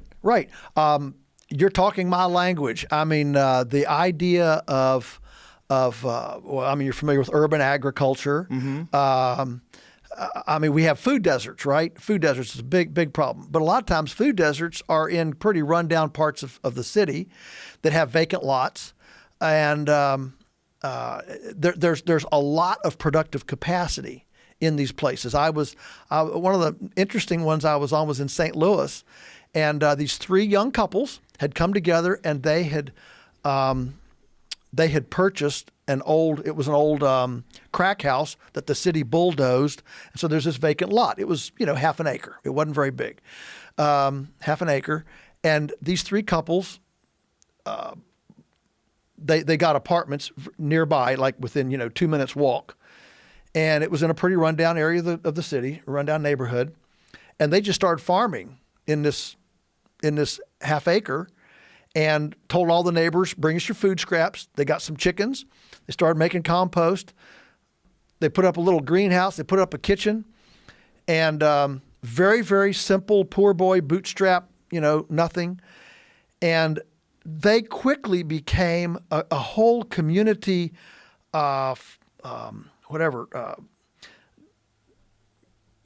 place for kids to come, because kids were mesmerized by the chickens. They had a worm bed, the plants growing, they cooked stuff. And I was there I was there with them for a couple of hours, and here come kids down the sidewalk, pulling a little red wagon with food scraps in it, and they're feeding the worm beds, and it's fantastic. They were feeding 30 families out of this old crack house foundation. That's amazing. And it was just wonderful. And they were doing it as a gift to the inner city, as a gift to the inner city. But I asked them, I said, so how much of St. Louis's food could be produced this way? They said, if you take out the dairy and the beef, the big mega stuff, St. Louis could feed its entire city within the city limits this way. Wow. And that's true in Detroit. It's true in Baltimore. It might not be true in LA, but here's the thing. We don't have to solve every single person's problem to start solving some. And our problem is so many times I start down this path and somebody starts throwing at me the most extreme situation. And you know what? I don't have all the answers for the most extreme situation. The single mom of 4, minority in a food desert in whatever, okay? I don't have the answer to every single situation. But I'm looking at suburbia. I'm looking at incredible things that people are doing and opportunities. And if we just did what we know, I ran into a lady in Edmonton, Alberta. Yeah, thank you. And she was 50, single lady, living in a 5th floor condominium. Just wanted to farm in the worst way. She had no money, no land, nothing. And she just had this epiphany one day. She said, I know I have one friend that has a backyard. She went to this friend with a backyard. She said, would you mind if I grew up like a 10-foot by 10-foot garden in your backyard? I just want to grow something. Friend said, sure. So she gave her a little 10 by 10 plot, started a garden. Well, the lady's neighbor saw the garden, and she said, do you think your friend would put a garden in my backyard? And the lady said, well, no, I'll ask. Well, sure. I met this lady 18 months after this initial conversation with her friend. She was farming 18 backyards, had a part-time employee, was a full-time farmer. All of her tools were on the side of her bicycle. She bicycled from spot to spot to spot with all of her tools, and she started a business called On Borrowed Ground and growing food. So the thing is there creativity? Is there opportunity? Oh, it's up the wazoo.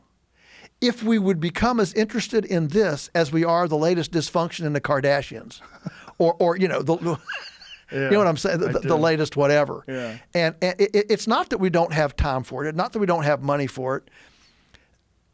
If there's one really positive thing to come out of this pandemic, I hope that it's a restructuring of what's valuable in life.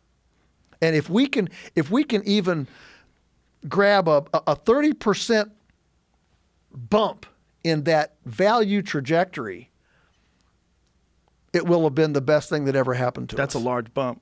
But yeah, if we can restructure what's valuable to us, it's very important. And as you were talking about earlier, these essential businesses, what is essential and not essential?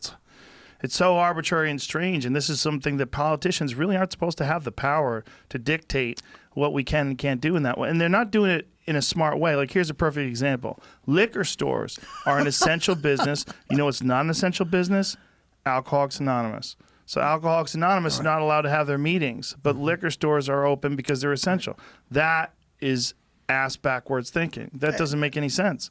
Absolutely. I mean, and in Virginia, we've got ours in Virginia as well. You know, they open the liquor stores and close the churches. Yeah, that's another one. They open Walmart and close the farmers market. It's asinine. It is. It's absolutely asinine. And I would even argue that they don't have the constitutional authority to do that. Most would examine it. That would be my argument. But boy, fear spawns things that we can't even imagine. What is it like where you are in Virginia? Are restaurants open? No. No. So we're so on May 15th, we entered what's called phase 1, and so churches are allowed to meet again. Not that the government could have ever taken that away, but anyway, that's the narrative. That's the narrative. Churches can meet again. We're still at the 10-person rule for gatherings, but a church, as long as they're at 50% capacity, they're okay. So that's up and running. Hairdressers are back to work. A lot of the personal hygiene, barbers, hairdressers, very small scale kind of things like that are back. But it's a slow, it's a very, very slow process. Yeah, it is. In some place, Texas is pretty wide open. Texas has restaurants, hotels, everything's back up. Right. Phoenix is the same way. Yeah. Right. Places are opening up, comedy clubs again at half capacity. Right. So I mean, we canceled our first 2 farm tours. We do what we call the lunatic farm tour at the farm. 100 people on hay wagons. Obviously, we can't social distance on hay wagons. You can't get people. Right. So we're having our first one May 30th. It's sold out. Not a single person has complained. We've told them there won't be social distancing. You're on a hay wagon. If you're uncomfortable, then you can walk the tour. And we don't drive fast. We've got people on hay wagons. We're not driving at road speed. So you can walk it if you want to. But our impression of the feedback we've gotten is just relief. Finally, I can go somewhere. I can be with people. I can, That's the plus side, right? We're going to appreciate what it's like to do stuff. To be able to go outside, to go to a restaurant, to go to a public gathering, have a picnic. Yes. That kind of stuff. Yes. I think all of our historically normal social interactions are going to be much sweeter than they have been in the past because we're social beings. We're not hermits. A few of us are hermits, but not very many. Most of us like to see people. And if there's one time when you want to be together, it's in hard times. Yes. Who wants to go through hard times alone? And when I see these World War II vets dying alone because their family can't be around them, the guy, he's dying. Who cares? If son and daughter and grandkids want to come and be around him. I just...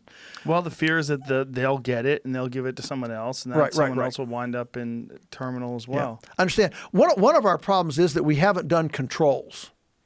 I wish there had been one state that said we're not going to do anything, so that there could be one control. Right. But the problem is nobody's done a control, so we really don't know. Well, there's been places that have less restrictions than others, and then also there's been countries that have less restrictions than others. Sweden. Yeah. Mm-hmm. So, and it's really difficult to parse the information and get a straight answer on. It is. Is this a good thing or a bad thing? Ultimately, over the course of time, particularly what you were talking about with the unemployment rate equaling 1% equaling 30,000 lives over the course of a year. Right. I mean, we really don't know what that number is going to look like here, and it could be absolutely devastating. It is. I mean, we already know that suicides are up. Yeah. Child abuse is up. Spousal abuse is up. We know that just from police reports. Yeah. So that's serious. And there are so many demographics that we don't know. Like Sweden, for example, 55% of all households in Sweden are single person. They must be really unagreeable people. That's crazy. 55%? Yeah, it's over 50%. Maybe they're just swingers or something. Yeah, in Italy, it's only I think 18 or 20%, something like that. So there's a lot of multi-generational households in Italy. So Italy's a much older demographic, right. And more people in a household. Probably a lot more than smoking in Sweden. too. Yes. Italy's, when I was there, it's ridiculous how much they smoke. Same thing in Spain. A lot of smoking. And they got Spain. hit hard as well, right? Yes, and they then you got to imagine that's going to lead to a compromised immune system. Sure. So you've got all the people living together. You've got a large percentage of folks that are older. and then you got the cigarettes and the no exercise. It's not a. The gyms that I found when I was in Italy, like, what in the fuck is this gym? If in a nice hotel would have this pathetic gym. Yeah. There's nobody working out over there. Yeah. That's true. That's true. And as you know, so as we go forward with this thing, I look at this and say, well, let's at least wipe ourselves off and say, okay, what can I learn from this? Right. What can we learn from this going forward? And culturally, obviously, we can learn. Well, we need to decentralize and diversify our food processing system. I mean, for me, that's like number one. And then for the average consumer, though, I mean that's a macro thing. But for the average consumer, what can you do to facilitate a secure food system and your own secure food system? And one is to simply start stockpiling more food. I mean, have more food in the house. You don't have to go to the grocery store 3 times a week. Buy in bulk. Go to the farmer's market. Buy from a farmer. You can get 20-pound bags of oatmeal. You know, you don't have to get a little cup full of Quaker oats. You can get rolled crimped oats by the 50-pound bag. It's pennies on the dollar. I mean, this is how you save money. You buy, and I mean, when we talk about price, interestingly, our whole chicken price at Polyface is cheaper than boneless, skinless breast from Tyson at Walmart. So the way to save money is to get unprocessed. That's how you eat well. Okay, the famous movie Food Inc., the documentary Food Inc. Wonderful movie, but they presented the same thing. Remember where that family went to the fast food place and they said they couldn't afford tomatoes? Well, a pound of our ground beef is cheaper than that burger, soft drink, and massive fries that he got. And there's probably more nutrition in a half a pound of our ground meat than that whole meal. But you can buy 2 pounds of our ground meat for the price of that whole meal. The fact is that junk food is not cheap. Junk food's expensive. I mean, you start talking about nutrition. A Snickers bar. Snickers bar is twice as expensive per pound as our grass-finished world-class ground beef. Okay? So when you start looking at these kinds of things, you start realizing, oh, okay, so really I just need to adjust where my money's going and how I'm spending. So spend bulk, buy unprocessed, get in your kitchen, yes. And develop a love for domestic culinary arts, okay? And kitchens are a great place to teach your kids science, fractions, a quarter teaspoon, great place to teach your kids, so math, fractions and stuff, science, what happens when you put baking soda with vinegar and all this stuff. I mean, kitchen's a great first learning place. And what you're saying is great on paper. The problem is people are addicted to eating terrible foods. Yeah. And it's a real issue, particularly with highly sweetened, highly processed foods that are the things they crave. And also their gut biome. You were talking about this doctor that what is it? Bush? Dr. Zach Bush. Yeah, Dr. Zach Bush, and that he's a biome expert. I'm glad we brought this up as well. Yeah, because that's an issue with people that have their body's accustomed to eating this terrible food. Their biome is accustomed to that terrible food, so it starts craving those Twinkies and chips. Oh, listen, the food processing scientists. They ain't dumb. No. They know what our primitive, hot buttons are. Mm-hmm. And salty, sweetie. I mean, boy, they know exactly what it is. So Dr. Zach Bush has been actually developing microbiome bolstering concoctions to try to diversify your microbiome. One of the things that farmers like me that direct market to people, one of our concerns, I mean, I don't talk a lot about it, but one of our concerns is that our food, for example, our chicken, we don't immerse it in chlorine, so it actually has it's living food, and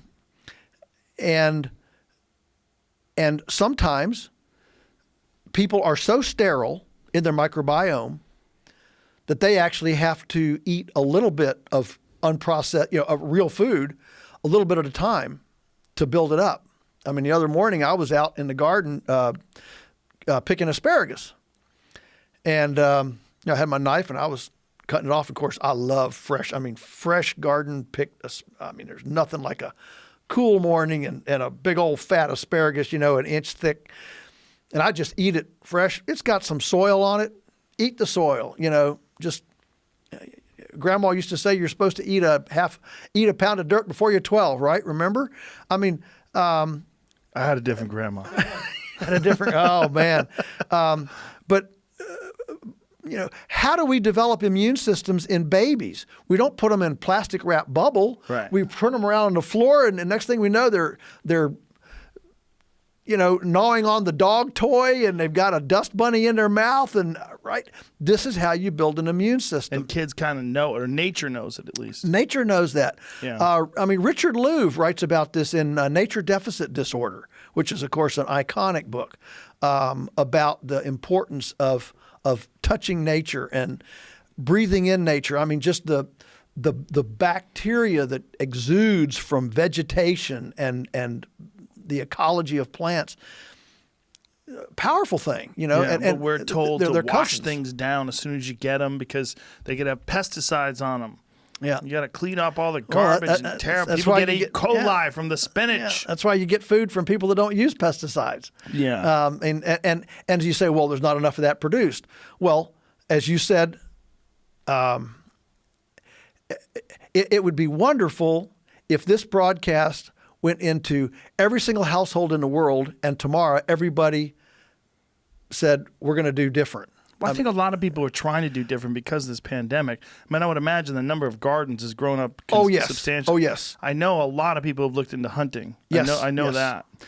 And edible, hunting edible wild things. Mm-hmm. What can I eat? Right. Dandelions, lamb's quarters, mushrooms. Yep. So it's a wonderful thing. So yes, this is really a good thing. And the whole, what we call the homestead arts. There's a big conference that happens every year in the East, and they're hoping that they can still have it. It's in October, the Homesteaders of America conference, and 2 weeks ago, they had 10,000 new email signups for their postings in one day.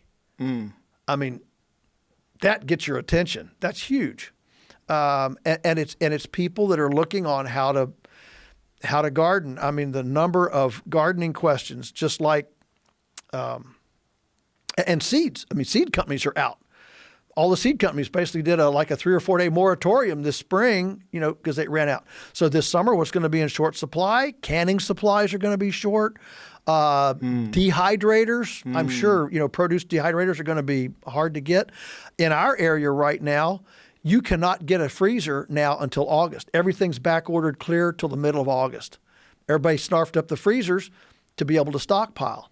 So that was one of the things I was saying. How do we go forward? Well, you do more for yourself. And in our book, Beyond Labels, Sina and I end up, the last couple chapters are about moving to a place where you actually are producing some of your own food, a backyard flock of chickens, a little, garden, a little herb garden, and we have the technology now. Mother Earth News magazine, I mean, they've led this thing forever.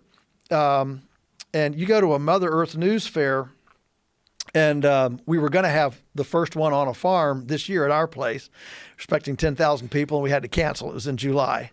So it's rolled over now to next year. But there's every kind of like patio tube herb garden with little pockets in it, and you grow all of your own herbs. Beehives on your house roof.